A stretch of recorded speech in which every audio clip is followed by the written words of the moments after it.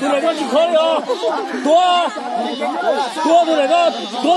chú giờ chú trẻ mà.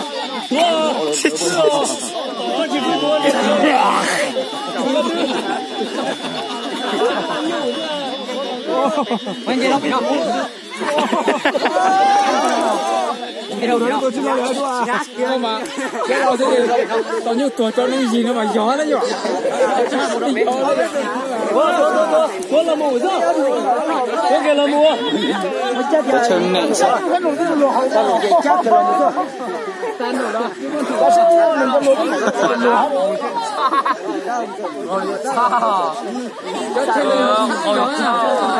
Cho nên như mấy xin nói cho thế ra nhảy nhảy nhảy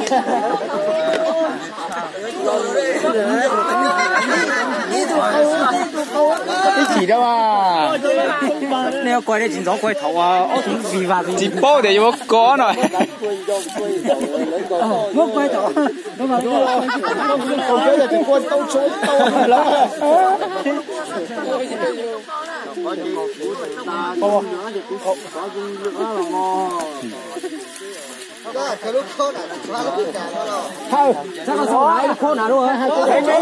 sao tua là ra tua là Ủa sao? không tua không còn ra nó Các tụi có chơi ra hết cỡ rồi. Ca hết rồi. cho nó sút tàu hết dọc phanh rồi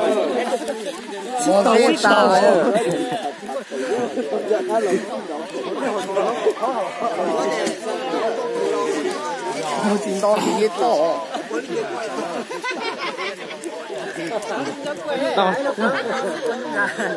chết rồi tao hồ liều bảo chị đùa xem mà sao chẳng phải là có gì người ta cắt chặt tôi nói mà tính coi không có tôi nhu của ta là như thế rồi Anh nó tính nhiều như thế là tao ít dành cũng chắc là như ta chỉ còn đó. Tôi kia cho nó tan đủ đó. Tôi kia cho nó có chỉ tôi không cứ có ít núi rồi.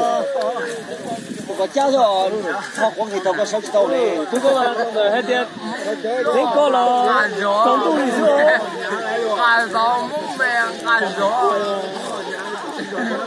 có cái tổng kia không Ăn thì cái muốn mình ăn tàu này ở này nhau à lúa ơi thì tôm nó à đi hả ơi tôi mới tàu to thế